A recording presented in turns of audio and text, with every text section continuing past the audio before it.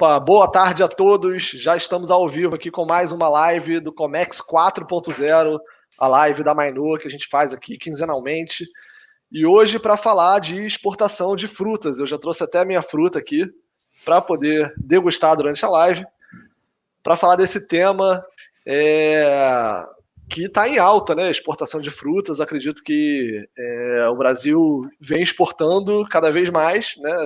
Consolidando essa posição, mas ainda temos muita lenha para queimar ou muita fruta para comer.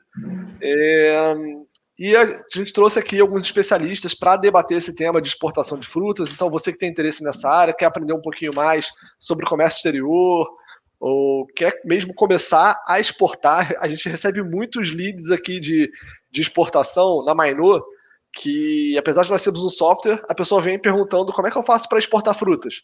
Então, parece que está tendo algum burburinho assim, sobre esse tema, muita gente interessada, então essa oportunidade de você aprender aqui um pouquinho com quem sabe, com quem está com a mão na massa, com quem está realmente fazendo, executando exportação de frutas, tá? Então, boa tarde a todos que estão acompanhando aqui. Estou vendo o chat de vocês, pessoal dando boa tarde, então já fica o meu boa tarde. Estou vendo alguns nomes aqui que sempre estão aqui na live com a gente.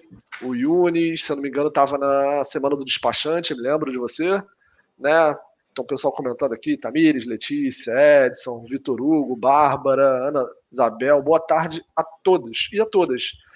Então, vamos começar sobre esse tema. Estou recebendo aqui hoje o Fernando Marques, do Grupo V Santos, Paulo Farias, que é mais que cliente nosso da Mainô, né? Quase ajuda a gente aí, ajudou muito a desenvolver a nossa parte de exportação da Log América. E temos também o Guilherme Coelho, né? Que ele está com algum probleminha técnico aqui que já está resolvendo. Nossa equipe está ajudando ele, mas ele é o presidente da Associação de Exportação de Frutas. Então, daqui a pouco, espero que tenhamos ele aqui na live junto com a gente para poder debater esse tema. Bom, começando aqui o debate, a primeira coisa que eu quero pedir é para que você que está acompanhando a nossa live deixe o like nesse vídeo, porque o like é a forma que você tem de fazer o algoritmo do YouTube entender que isso é um conteúdo relevante e chegar em mais pessoas. Vamos ver se o Guilherme está ouvindo a gente agora.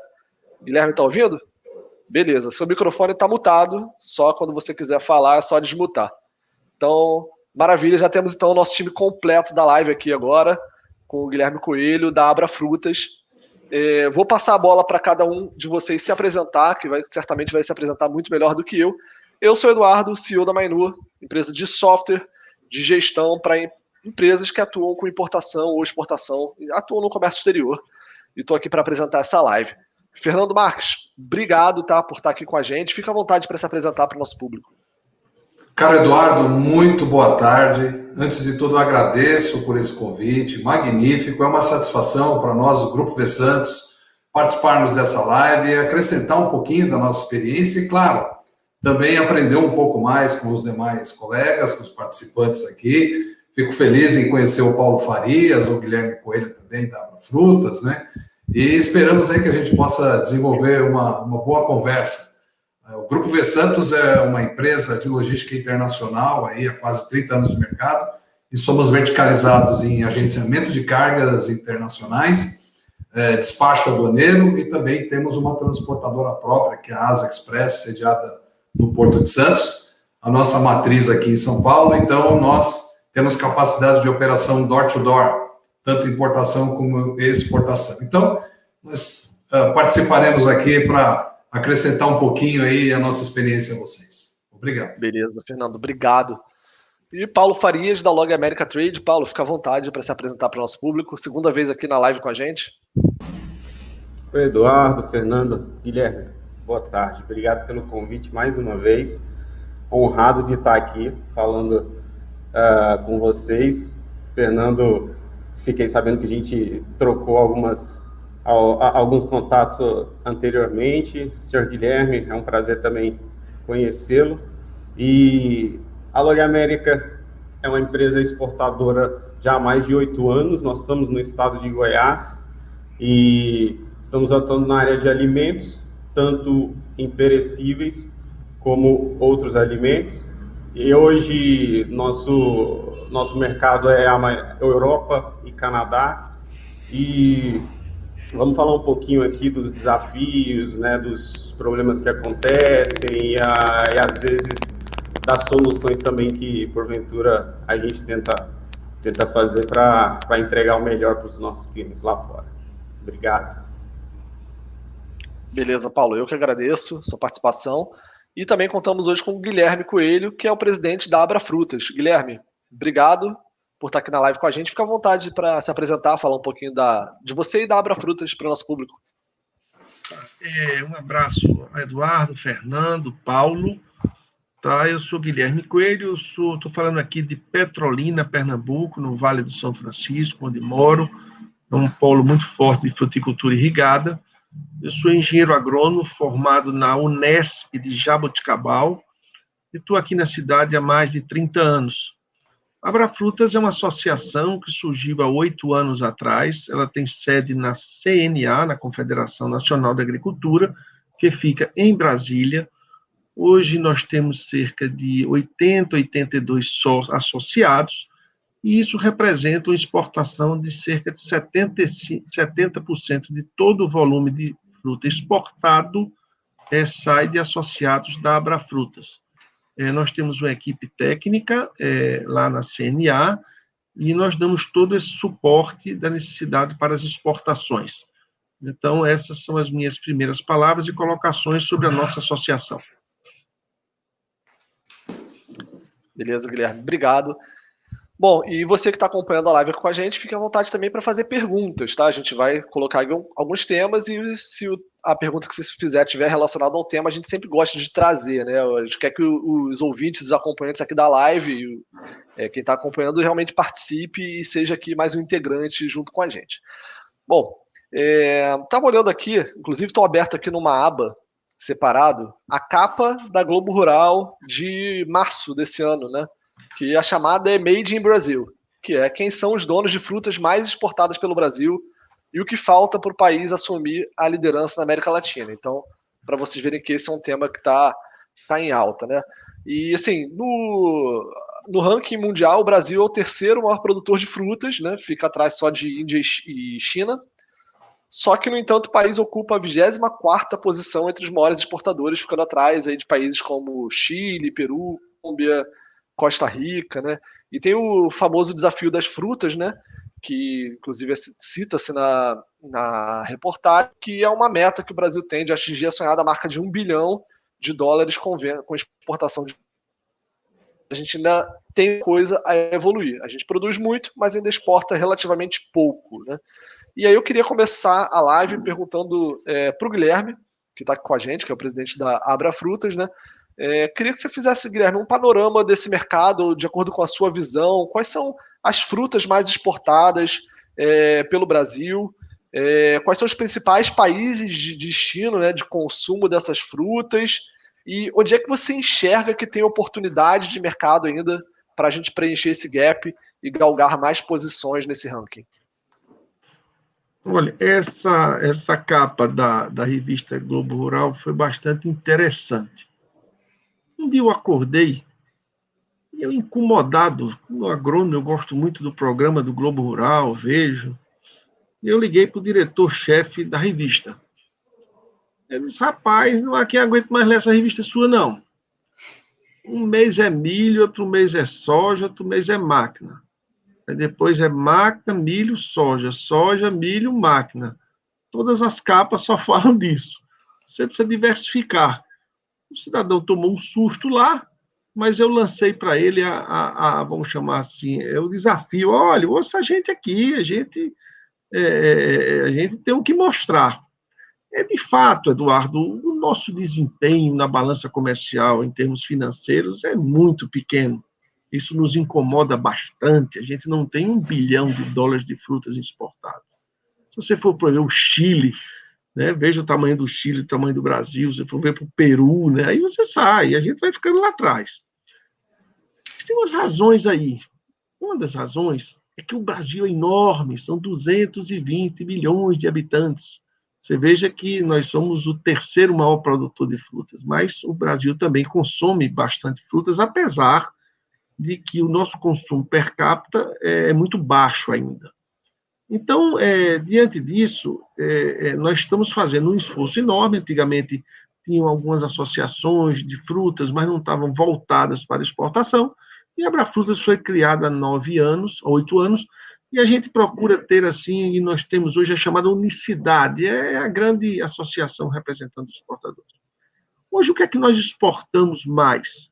Nós exportamos muito o melão, a manga, a uva, o limão, mamão, a maçã, a melancia. E nós temos uma concentração, que isso precisa ser estudado, danado, a gente também se incomoda com isso.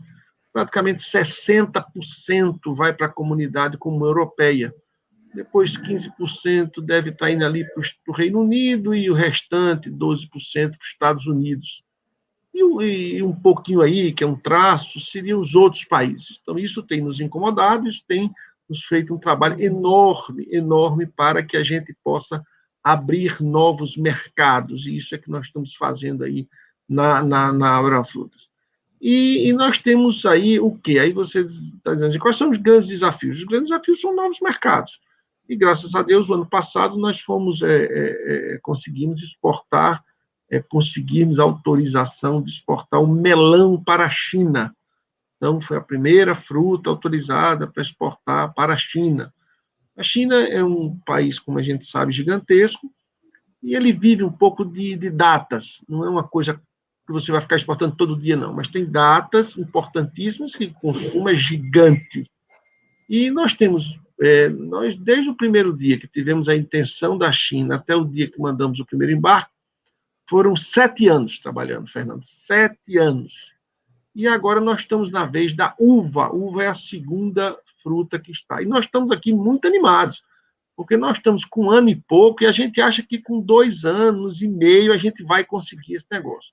Já tem o abacate que eles estão pedindo, já tem o limão, já tem a manga, então nós estamos muito focando na China. Então, é mais ou menos isso. Eu já lhe falei um pouco das frutas, falei dos mercados, e nós estamos cada vez mais tentando novos mercados. Posso só complementar um ponto aqui, o que o Guilherme acabou de falar? Claro. Guilherme, eu tive até o prazer de conhecer o Eduardo aí da Abrafrutas num evento que promovemos há quase 2 anos lá na Câmara do Canadá, né, que ele, inclusive, falou bastante sobre o mercado de exportação de frutas, e me surpreendeu um dado, um número. Se me recordo bem, 2,5% de toda a produção brasileira que somente exportamos. Acho que é isso, né? De toda a produção brasileira de frutas, somente 2,5% é exportada. Ou seja, isso já nos dá uma dimensão do tamanho do mercado a ser explorado e da nossa capacidade que está ali represada de exportação. Então, eu imagino também, Guilherme, que esbarra em outro ponto, que é justamente formar um exportador, né? Porque o empresariado brasileiro, não só o produtor, mas no geral, ele foca muito no mercado doméstico, porque o nosso mercado doméstico é pujante. A gente sabe que a nossa economia é fortíssima, tanto que as empresas no exterior vêm para cá para investir no país. Então, existe uma prioridade em dar atenção ao mercado nacional, mas a gente se esquece que o mercado no exterior é um potencial gigantesco, né? E nós temos capacidade para atender esse mercado, que até mesmo, se for o caso, superar o México, aí dependendo do produto, alguns países da América Central que também concorremos para a América do Norte, etc. Então, eu acho que é um ponto que a gente poderia considerar também, que é o preparo desse produtor para exportação. Ele entender o que é uma fatura invoice, o que é um pack list, entender como funciona um trato de negociação internacional, entender como funciona um Incoterm, né? Qual é a responsabilidade dele, qual é o custo empregado naquela operação negociada, até onde ele pode ir, até onde não pode. Então, entender esses caminhos, eu acho que, para mim, ali é fundamental a importância para que se dê o primeiro passo, né? Perfeito, Fernando. E, assim, eu acho que a gente só consegue entender o tamanho da oportunidade quando a gente sai do país. Teve uma oportunidade que eu fui a Portugal, né? E em Portugal você tem a mesma palavra para designar refrigerante e suco, que é o sumo. E você tem uma dificuldade enorme de encontrar sucos naturais, né? Praticamente não tem. Imagino que ainda esteja assim. Então você vê a oportunidade que existe ainda de o Brasil exportar frutas para outros países, inclusive com valor agregado, né? Que seria talvez suco, enfim. Exatamente. A gente recebe, Paulo, uma demanda. Tem um tempo aí, nós fizemos uma live com a ministra Tereza Cristina, que eu a considero uma pessoa muito acessível, muito nos ajudando. E aí a gente fala que não tem ainda 1 bilhão e ela vem forte em cima da gente. Vocês têm que bater esse 1 bilhão logo, mas é 1 bilhão ligeiro para virar 2, virar 3. E ela nos questiona muito sobre exatamente isso.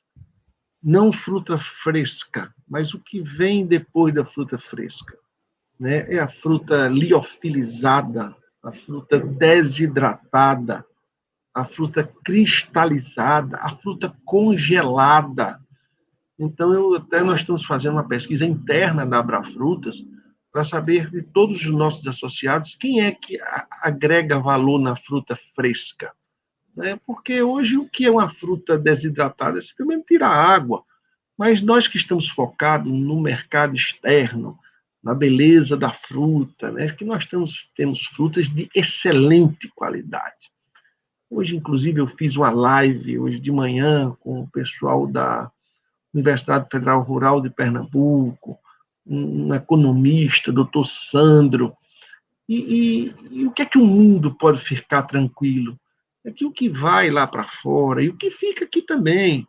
Nossas fazendas são todas certificadas, nós somos certificados internacionalmente, os certificados mais rígidos, os certificados de boas práticas de manutenção das frutas, dos alimentos.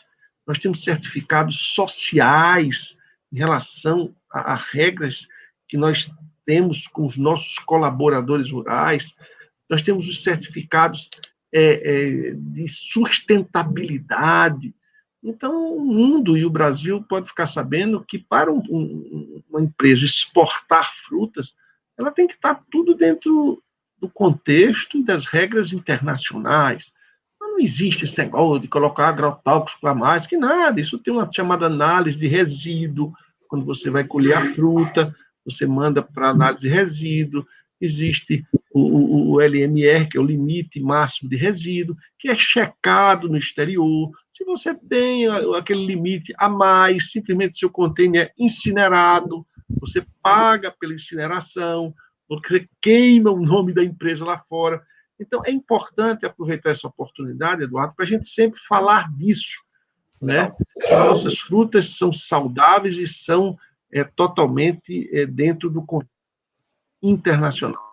E, Guilherme, você acha que, assim, escutando você falar, né, da preparação que tem para se poder exportar frutas, né, de todo esse controle, e observando também os dados, né, o Brasil é um grande produtor, mas ainda é pouco exportador. Você acha que esse gap é conhecimento? Falta, assim, capacitar os exportadores para aprender o caminho das pedras, de como exportar? O que é que está faltando para o Brasil alcançar esse 1 bilhão, por exemplo? Boa pergunta. Veja só, essa questão é que, por exemplo, muitas vezes o pequeno produtor, ele vê a exportação como uma coisa tão longe, né? Muitas vezes, aquele pequeno comerciante que bota a propaganda na rádio da sua cidade. Quando você vai dizer, rapaz, vamos botar na televisão, você é doido, a televisão é caro demais, eu não tenho condição, não. Ele nunca foi lá na televisão ver quanto é, ele nunca viu o impacto da televisão no negócio dele. Não fica dizendo aquele negócio que é caro. Então, é a mentalidade, né? Exatamente. Então, o resultado, o Sebrae e tudo mais fazem essas Apex. Exato, essas questões de capacitação. Mas agora eu acho que está na hora, Paulo, de juntar gente para exportar, entendeu? Olha, você veja, aqui a gente está no semiárido nordestino. Cooperativa, para a gente, há uns anos atrás, era cooperativa do sul do país, do sudeste, as grandes cooperativas. A gente não tinha negócio de cooperativa. Rapaz, esse pessoal daqui se juntou, umas tais cooperativas de uva para exportação. Pense num show. A gente tem aqui uma tal de uma Copex Vale, uma tal de uma Copa, uma tal de uma Coana. Olha, eu vou dizer um negócio a você, a Copa é negócio de show, eles têm uma estrutura de compra, de venda, de câmaras frias, de uma câmara fria, chega lá, se não tiver com qualidade, dá uma exporta, tá entendendo? E tem reuniões, conclaves, enfim. Então, eu creio que essas cooperativas, esses encontros, vão fazer com que as pessoas tomem mais coragem, que de fato não é fácil não, Eduardo. Não é fácil para um pequenininho. Vamos mandar o quê? Muitas vezes não tem nenhum container. Não tem nenhum container. Então, o que é que acontece? Ou ele vende para um terceiro, ou ele vai vender ali mesmo para mandar para o mercado interno. E muitas vezes ele tem a qualidade do externo. E é importante eu dizer que a frase que é legal se ouvir no CEAGESP de São Paulo é que São Paulo virou Europa. Não acabou esse negócio de dizer o bom vai embora, o ruim fica aqui. Não, São Paulo virou Europa. Quer dizer, o que você manda hoje para São Paulo é igual ao que você manda para a Europa. Não mande coisinha ruim não, que eles não aceitam mais. Bacana. E o Guilherme Braga, que está participando da nossa live aqui, está perguntando, aproveitando o tema, tá? Perguntando se os produtores conseguem abastecer o mercado externo, e ele complementa aqui, dizendo que de 60% a 80% das frutas consumidas na cidade de São Paulo são importadas. Ele está, não sei, né, essa questão se vai sugerindo aqui que não conseguiria abastecer o mercado de São Paulo, né? Você acha que faz sentido isso? Como é que é a sua visão? Não, eu não tenho esses dados, eu não posso comentar.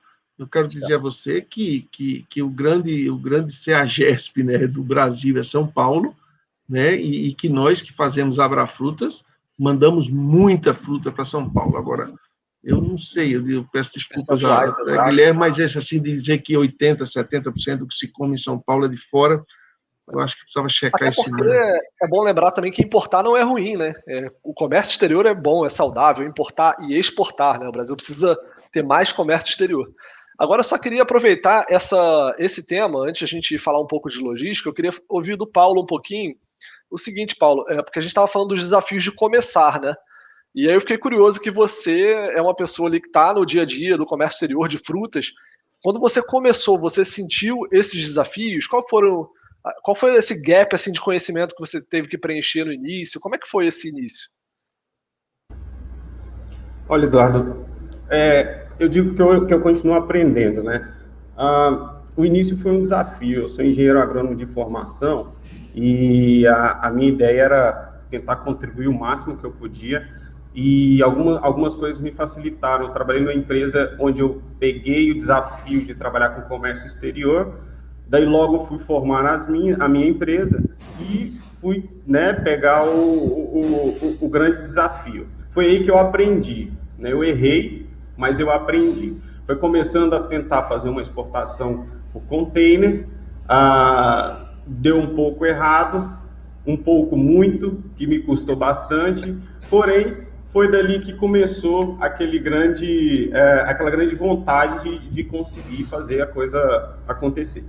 Eu estive em Petrolina, fui conhecer a região, tinha amigos, né? Tive um amigo que me ajudou a conhecer, então foi assim, o primeiro contato foi fora, fui a Honduras, entendi que Honduras era um país exportador de muitas frutas frescas para os Estados Unidos e fui entender o tamanho desse mercado. E logo em seguida eu falei, eu vou pegar isso, vou tentar levar isso, né, esse aprendizado, vou tentar fazer isso no meu país, que é o que faria sentido para mim naquele momento.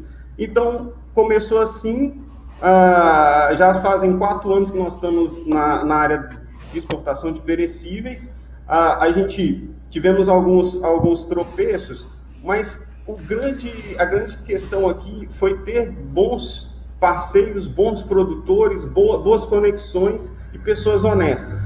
Foi aí que nos deu base para que nós não desistíssemos de continuar trabalhando com esse mercado. Então, vai desde a ponta do produtor, que eu falo que é da porteira para dentro, né, até ao meu cliente lá fora, que muitas vezes eu não o conheço, então eu tenho o desafio de, né, dar esse crédito para ele, né, de dar vamos colocar, né, vai que ele não me paga, né? Então, nós temos aí, né, uma cadeia muito longa, na minha opinião, que, porém, vai fazendo que nós conseguimos aprender, né, dentro dela.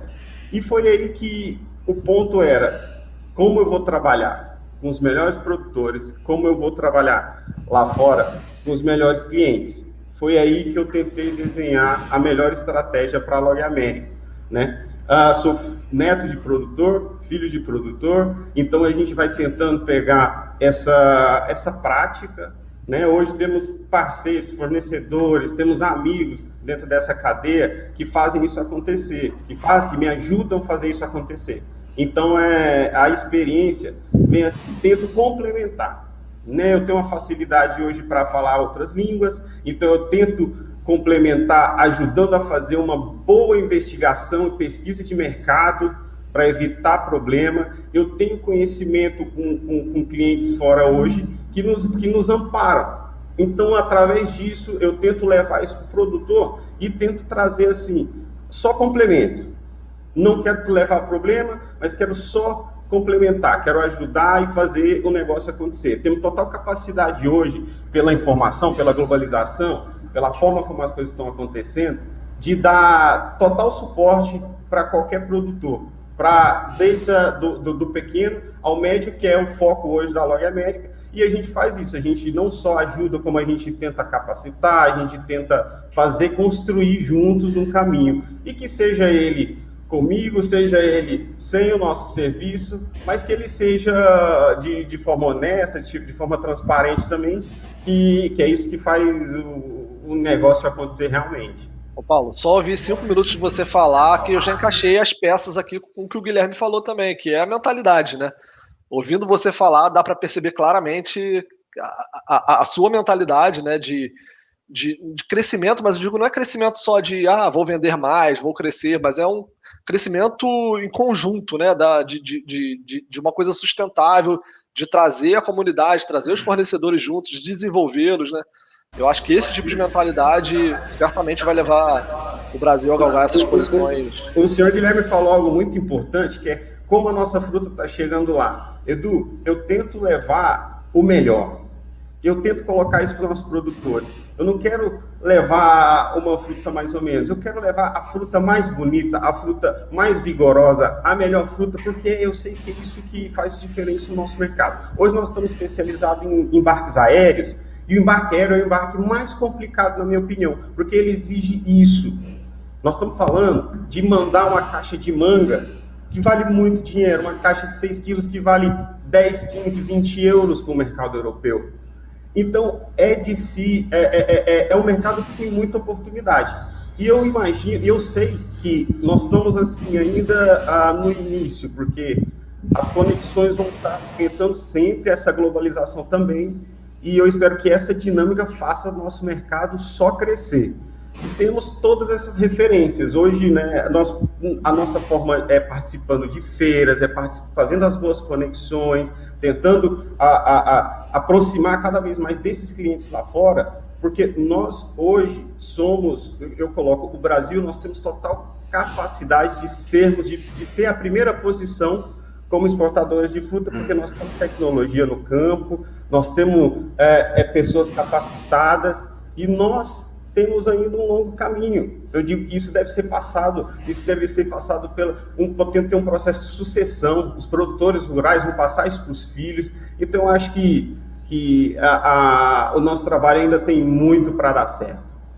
Eu gostaria de complementar o que o Paulo acabou de falar, e isso tem um fundo, porque é aquela velha máxima antiga que a gente sempre ouviu falar, este é tipo exportação.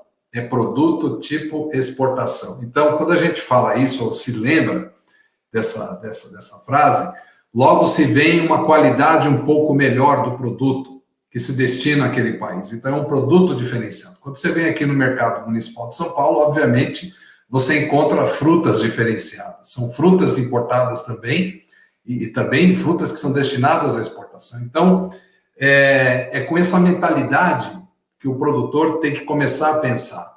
E dentro, Paulo, do que você falou sobre o embarque aéreo ser complicado, eu diria que existe um ponto importantíssimo, que eu estava falando até agora há pouco aqui com os colegas, da dificuldade que às vezes o produtor tem em encarar aquele, entre aspas, custo na hora de enviar a mercadoria para demonstração ou tipo prova do produto no exterior.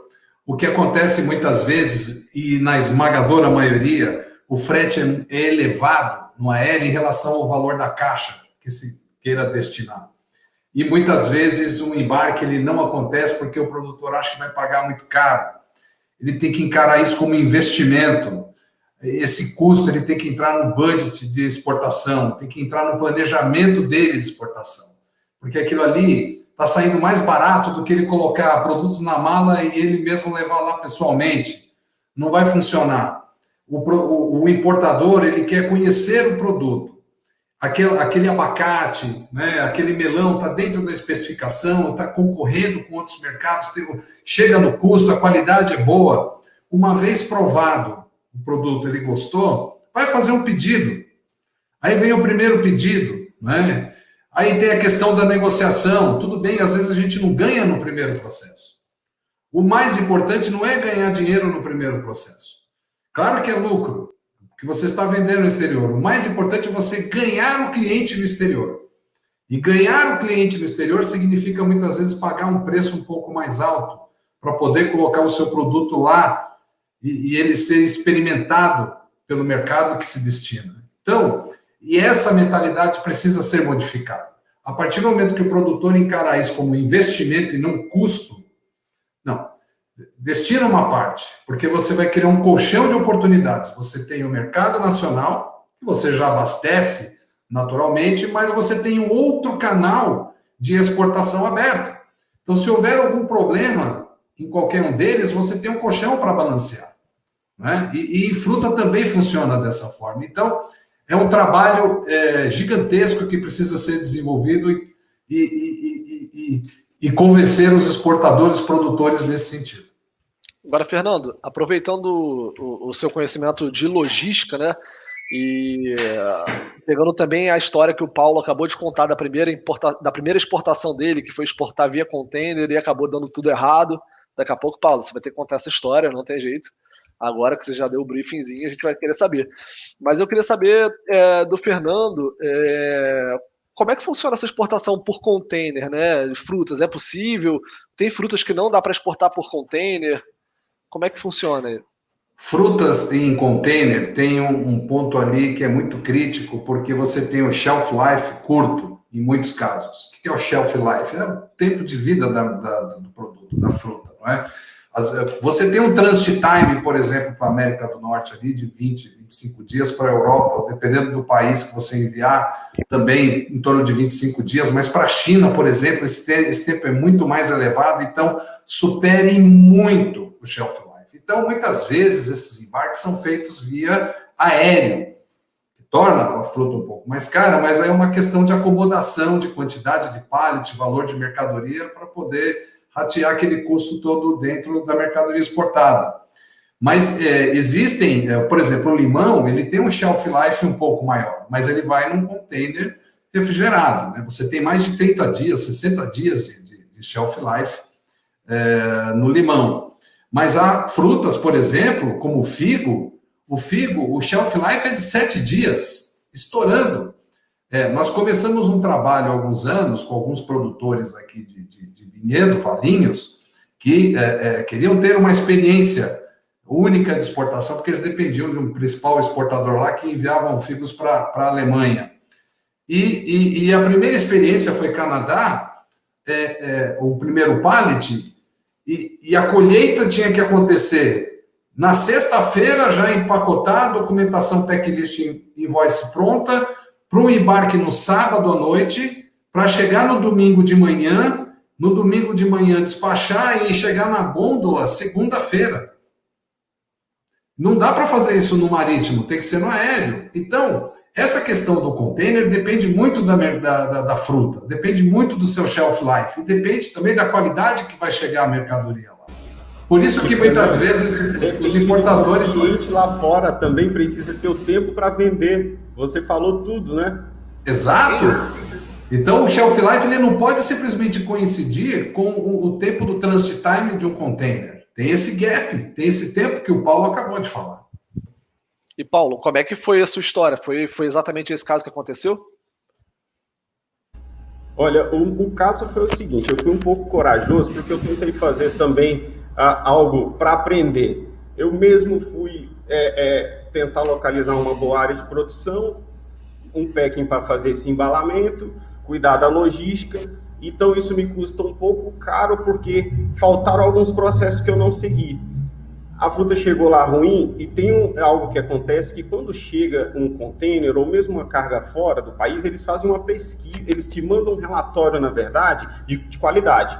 E ao chegar, você consegue identificar várias coisas. No caso foi a manga, e a manga estava saudável, estava muito boa, porém chegaram com alguns defeitos mecânicos e algo assim. Então houve um desconto de 50% do valor dessa carga, no qual isso me causou aí um prejuízo de uns 100 mil, algo assim na época. O valor total era uns $50 mil o embarque. Enfim, isso aí é uma história que eu conto, mas que foi também algo que me trouxe mais gana para estar aprendendo cada vez mais. E foi daí que conheci mais pessoas, mais produtores, mais packing houses de qualidade, mais áreas certificadas, entendi de todo esse processo e também mais fornecedores de serviços de logística de confiança, sabendo, né, construir toda essa cadeia de maneira que a gente não perdia nesse processo. E hoje, Paulo, posso só complementar mais um detalhe aqui, Paulo? Pode colocar. O que você acabou de falar é extremamente importante, porque quando se pensa em exportação, a gente tem que pensar em planejamento. E não é assim, vou pegar na mercadoria, vou colocar no avião, no container e estou embarcando. Não. Tem uma questão do planejamento documental, logístico e financeiro. Esse tripé que a gente trabalha. Então, imagina, para fazer um container embarcar, como você, acho que o Guilherme mencionou há pouco, que demorou aí alguns anos para se embarcar a China. Melão, não foi isso? Se eu não me engano, Guilherme. Então, não foi da noite para o dia. Então, imagina os parceiros com que as empresas trabalham, e por isso que aqui no Grupo V Santos a gente enfatiza isso. Às vezes nós temos clientes que querem embarcar hoje à noite a mercadoria. Calma, vamos primeiro planejar o processo. Quem são as pessoas envolvidas, quais são os documentos, a gente organiza tudo isso, deixa tudo pronto, e assim, no momento adequado o embarque acontece.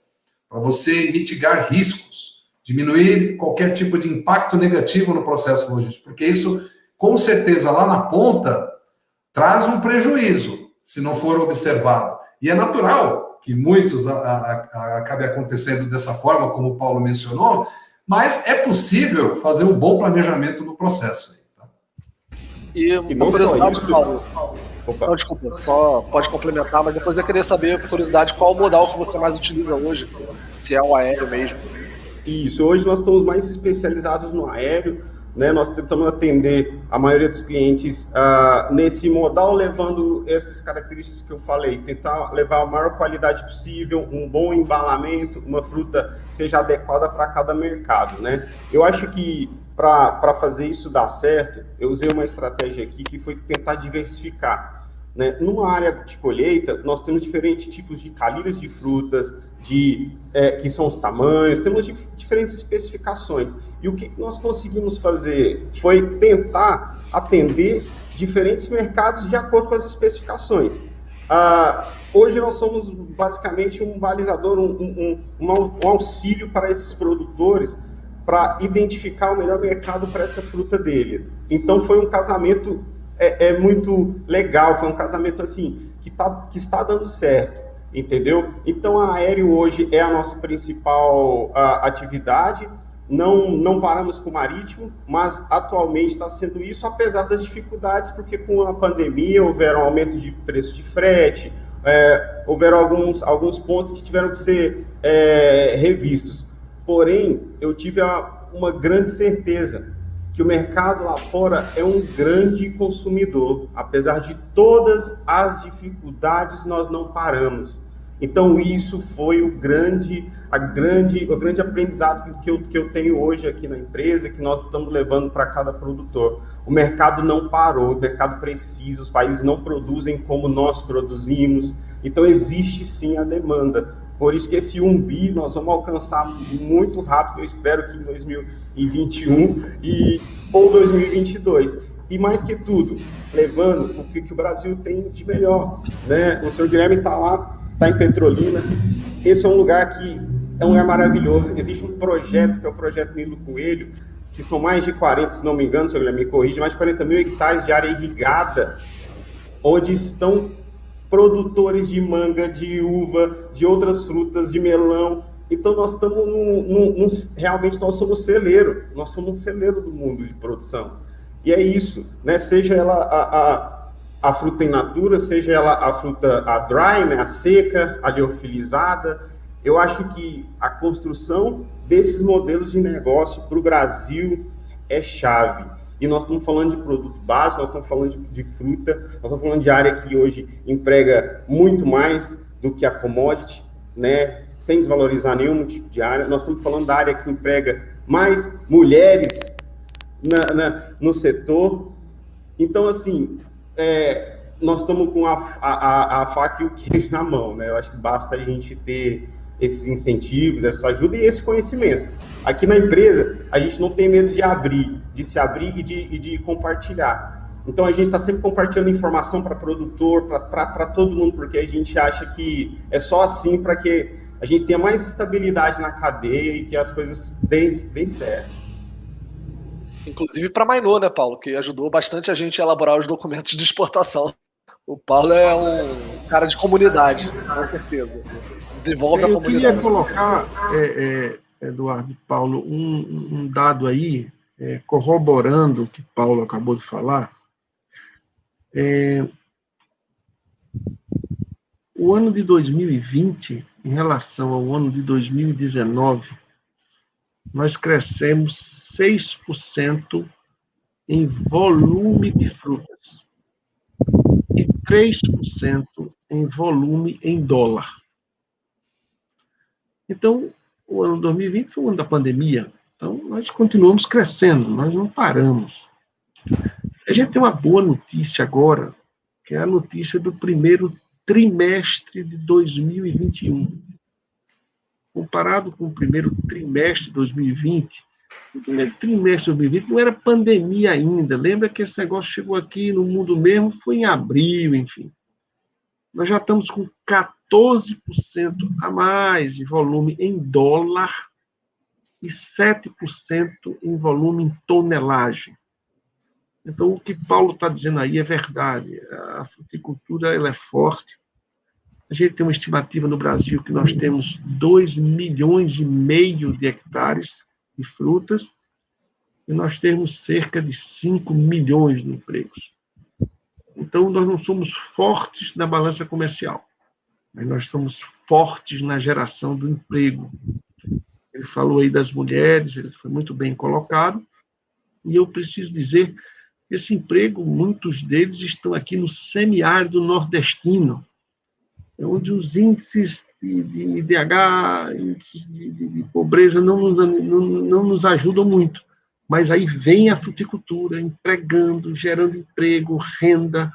Geralmente o homem trabalha em algum lugar, a mulher também trabalhando, então são 2 salários em casa.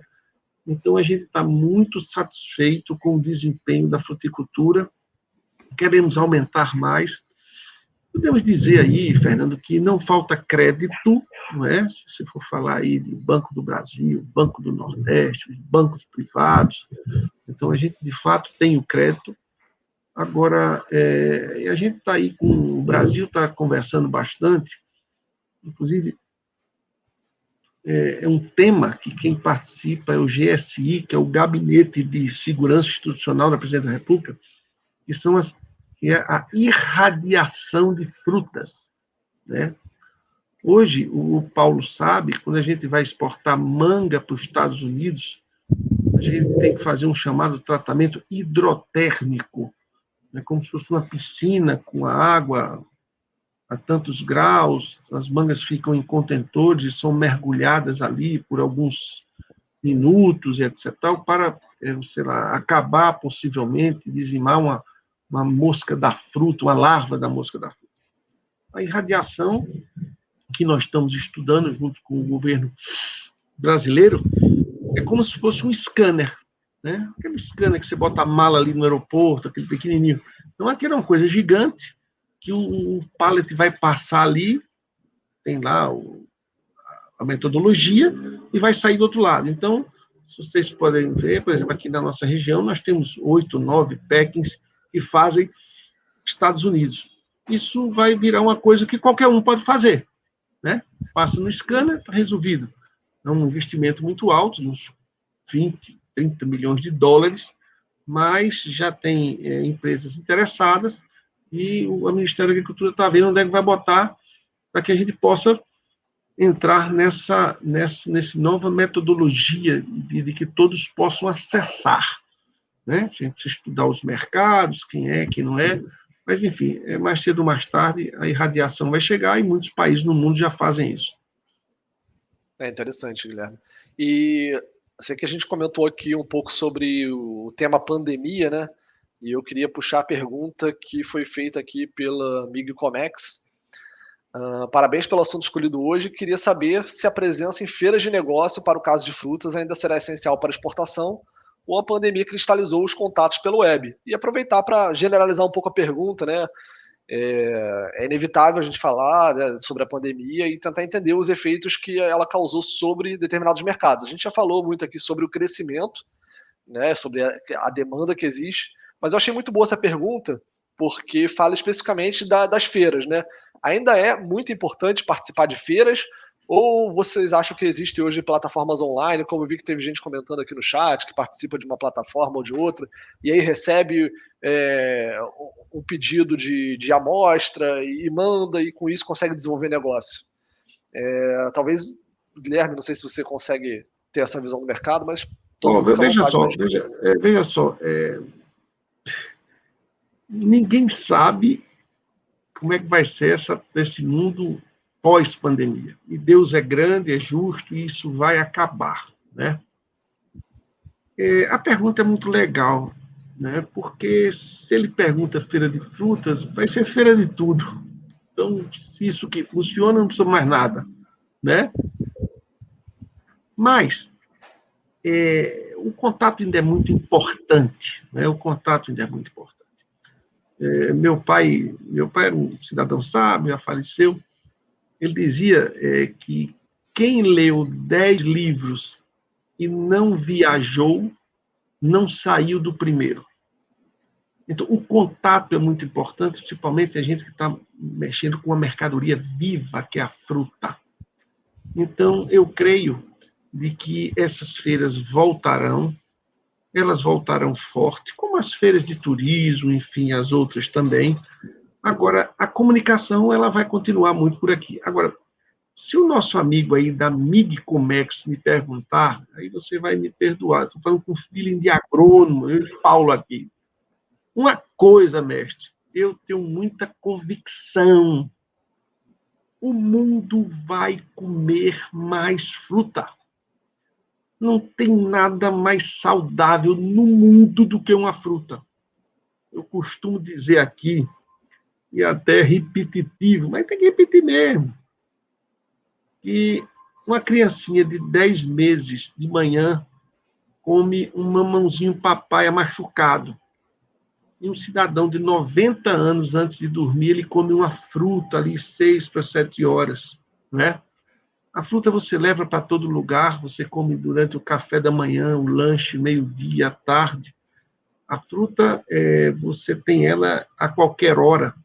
Você tem ela de todas as cores, de todos os formatos, de todos os sabores, de todos os aromas, de toda a textura, com casca, sem casca, com caroço. Enfim, então, eu acredito que essa fruta ela vai ser mais disseminada. Isso eu estou falando da fruta in natura. Agora, se a gente for levar aí a fruta um negócio de culinária, misturado aí com suco, misturado com sorvete, bota também com limão, mete uma cachaça dentro, vira uma caipirosca. Então, Fernando, eu penso que esse mundo vai querer ser mais saudável, né? Esse negócio de cítricos agora pipocou das exportações. O que é isso? Não, é vitamina C, não sei o que lá. Então, no fundo, respondendo a pergunta, esse negócio de online ou não ser online, eu não sei. Agora, que o mundo já está provando agora que vai comer mais fruta, vai. Isso é muito bom para a gente, muito bom para a saúde do mundo. Agora, Guilherme, você falou uma coisa que é importante, me permitindo aqui na esteira do que você acabou de falar. Enquanto as feiras não são retomadas, porque a gente sabe que temos restrições de entrada em outros países, né? Você veja que quase que 100% de possibilidade que você tem que ter lá o comprovante da vacina para entrar em um país, não é? Então, você veja como que isso vai mudar daqui para frente. E não sei se vai ser tão rápido a gente pegar um avião com uma malinha hoje aqui, viajar para outro país e mostrar o nosso produto numa feira. Mas enquanto isso não acontece, até respondendo a pergunta da amiga Cometes, complementando, eu sempre bato numa tecla que o importante agora, já que você não pode viajar, assim, o que eu tenho em mãos aqui de produto, fruta? Quais mercados eu posso explorar? Né? Quais mercados, países, a minha fruta tem maior aceitação? Qual é o custo da mercadoria lá? Qual é o custo unitário do quilo do meu produto? Sou competitivo, não sou? O que eu devo fazer para me tornar competitivo? Né? Então, esse planejamento, se já era importante antes da pandemia, é muito mais importante agora.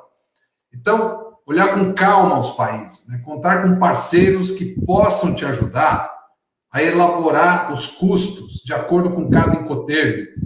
Vou fazer só FOB, embarque FOB, vou disponibilizar FOB, vou fazer CIF, não, vou fazer DAP, compensa ou não fazer o incoterm DAP, eu só entrego CIF, CPT, não importa o incoterm. Tem que planejar bem, enxergar os custos, enxergar o mercado.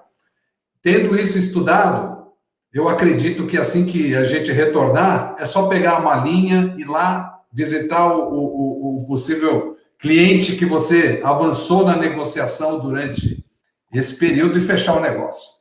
Eu acho que passa muito por esse aspecto. E só complementando, quando veio a pandemia, contar algo curioso para vocês, bateu aquele desespero, porque todos os voos fecharam, eu fiquei um pouco desesperado, na verdade, né? Mas o ponto sabe o que faz um cliente comprar de você? É confiança. O que faz? Qual que era a barreira que nós tínhamos? As feiras sempre foram o local onde você encontra esses clientes, você deixa seu cartão, você tinha esse contato físico inicial, que não vai deixar de ser importante nunca. Mas com a pandemia, eu acho que agora as pessoas estão mais abertas a ter essa conexão online. E, Edu, a estratégia que eu usei foi simplesmente, eu acho que a que eu tinha na mão, foi pegar o celular, ligar para cada um, e quem eu não conhecia, eu me apresentei, e quem eu não tinha visto, eu fiz um call, eu fiz uma chamada de vídeo, e fui falar quem nós éramos, fui falar com quem nós trabalhamos, e fui tentar me aproximar o máximo possível desse cliente. Então, a gente vende assim, na confiança. O cliente lá fora vai sempre tentar, obviamente, tomar o menor risco possível. Mas o mercado, depois que a gente está nele, a gente conhece, a gente vai se entendendo, vai conhecendo quem são os clientes ideais, é uma seleção natural do mercado que eu costumo dizer.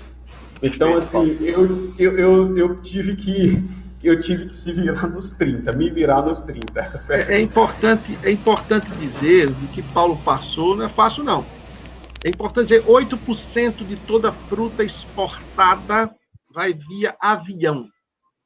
E é importante dizer de que esses aviões são os aviões de passageiros, onde as frutas vão nos porões desses aviões. Então, quando deu a pandemia, encerrou os voos de uma hora para outra, não foi fácil. Graças a Deus, essa fruta foi relocada, ela ia de container, ela foi colocada no mercado interno. Enfim, ela não foi jogada fora, não existe isso. Dizer, não, na pandemia jogou as frutas fora, não existe isso. Mas o que ele está dizendo agora, a tal da confiança. A confiança, você diz assim, vende fruta, você não vende, você entrega uma fruta ao cara lá fora, o cara lá vende, tira a comissão dele, diz que custou tanto e manda para você. Mas esse é o mesmo cara de que quando você está apertado, você diz a ele, fulano, eu vou lhe embarcar daqui a 2 meses, mas eu preciso que você me faça um adiantamento. E o cidadão vai e faz um adiantamento. E você pega aquele dinheiro, o adiantamento é um TEDzinho de lá para cá, e depois você embarca e se acerta com ele. Mas também você tem que ser junto com ele, que na hora que não tem fruta e ele precisa, você também vai prestigiar ele, não vai deixar o seu companheiro vai lá sem fruta para ele poder vender lá os compromissos que ele tem. Então, é um mercado interessante, é um mercado que atravessa oceanos e ele é baseado na tal da confiança. Não é? Muitas vezes chega lá e chega com problema, e chega mesmo, porque fruta dá problema mesmo, entendeu?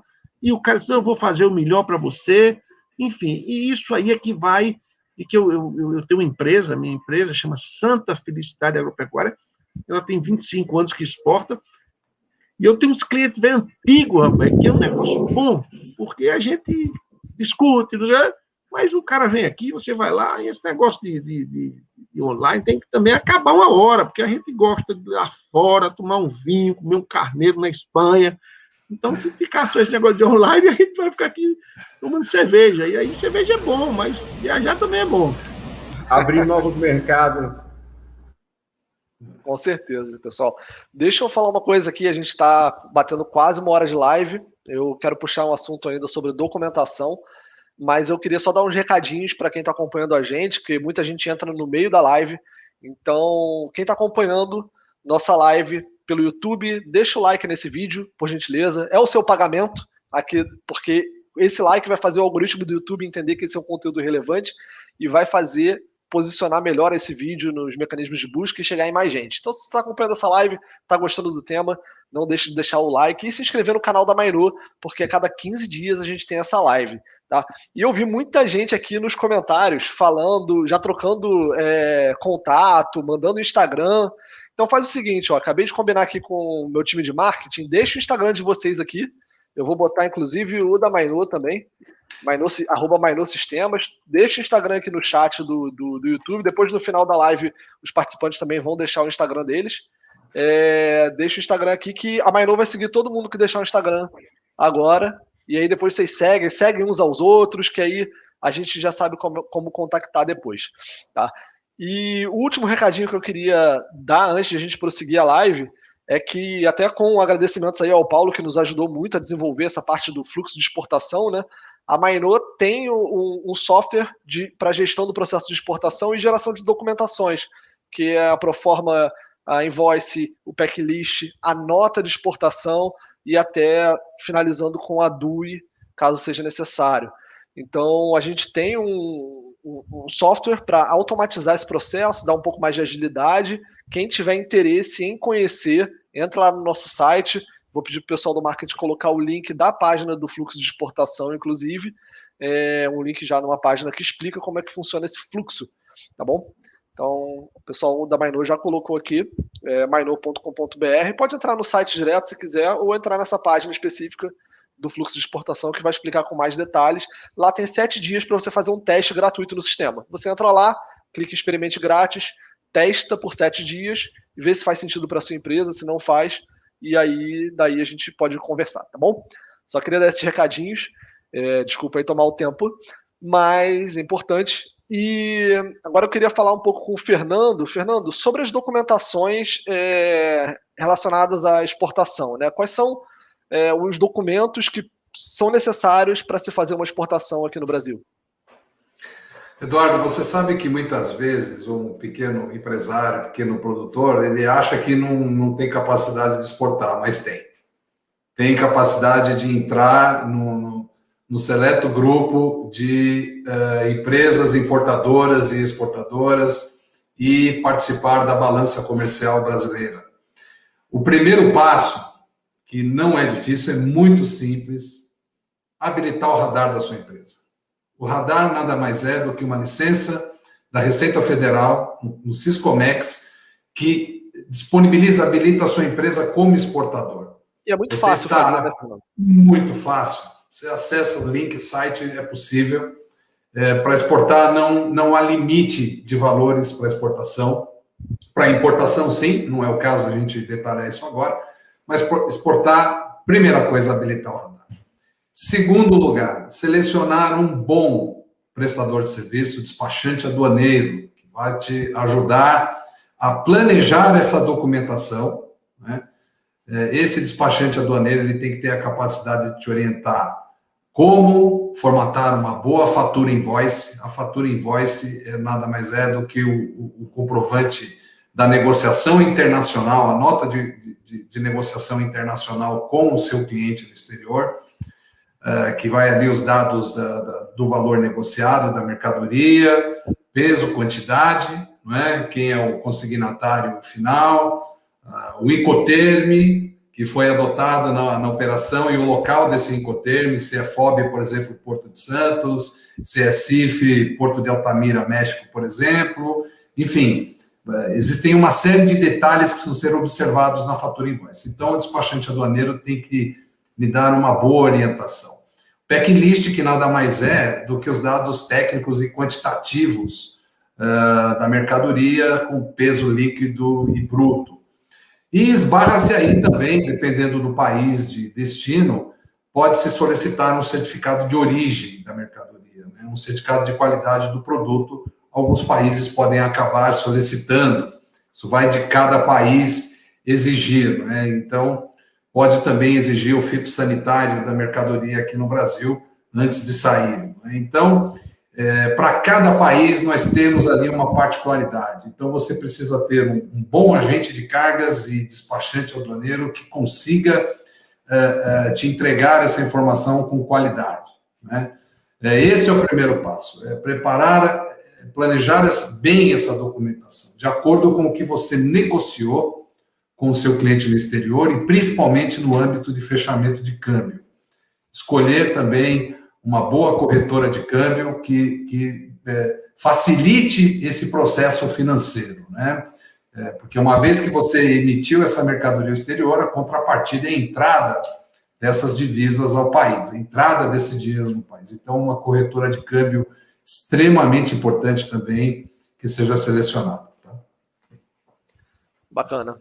E agora, assim, para finalizar, eu queria dar a palavra para cada um de vocês para fazer uma pergunta muito simples, né? Eu vi que tem gente aqui no chat, inclusive, que comentou que quer começar a exportar, que é produtor, no Rio de Janeiro está complicado. Assim, se você tivesse que dar um conselho, né, para quem quer começar a exportar fruta, qual conselho você daria, né? A pergunta é bem simples. Vou começar aqui a pedir para o Paulo. Paulo, você que já tem aí anos de experiência, já começou, já passou por muito perrengue, né? Quem está começando agora, qual o conselho que você dá? Olha, é ser resiliente. Eu acho que tentar fazer as melhores conexões possíveis, usar isso a favor, agir com honestidade. Não tem como, eu acho que a mentira nesse mercado ela não existe, ela é critério de eliminação.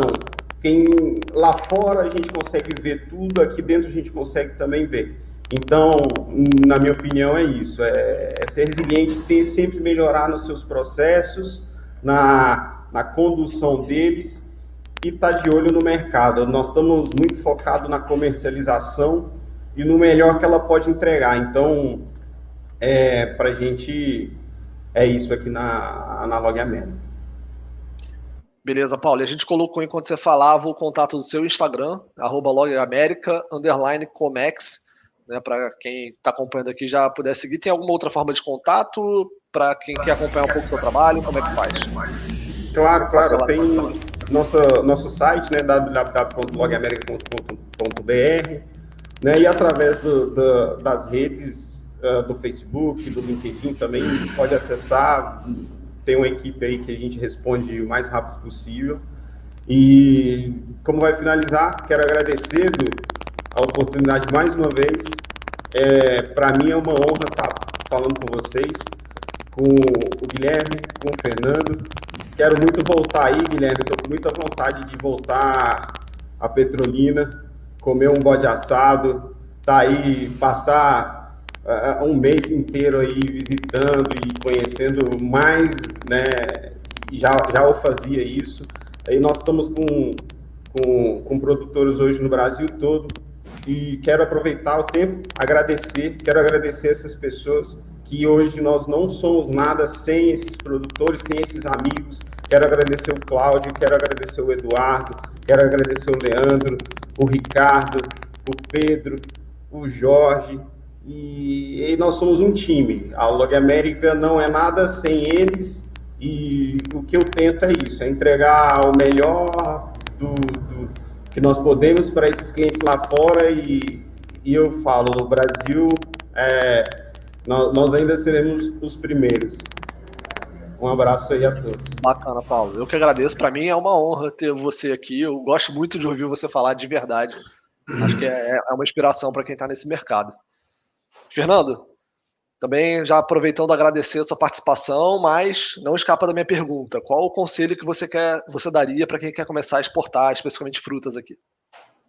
Eduardo, mais uma vez, obrigado pela oportunidade. O Grupo V-Santos, ficamos aqui muito honrados por essa participação e gostaríamos de nos colocar à disposição aí para os próximos eventos também, que queiram a nossa contribuição. E hoje não só colocamos um pouco da nossa experiência, mas aprendemos também um pouco aí com você, com o Guilherme, né? Enfim, acho que temos aí uma experiência gigantesca.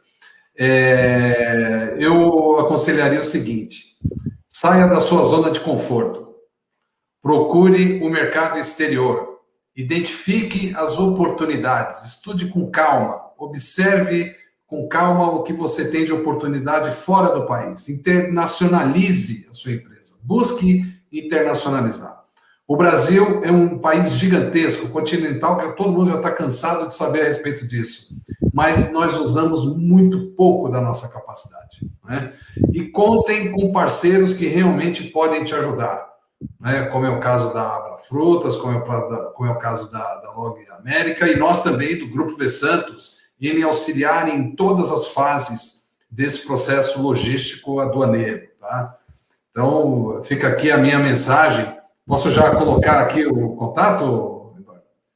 Pode, e assim, a gente já colocou aqui o seu site, vsantos.com.br, já colocamos aqui, mas se quiser dar mais algum contato, não tem problema. Perfeito. Pelo site do site vsantos.com.br, você vai lá em contato, tem lá o nosso WhatsApp, tem o nosso link de e-mail. O nosso WhatsApp é 11 98825 7381. Fique à vontade. Nós estaremos à sua disposição para lhe atender da melhor maneira possível, na melhor condição possível. Maravilha, Fernando. Obrigado, tá? Mais uma vez, pela sua participação.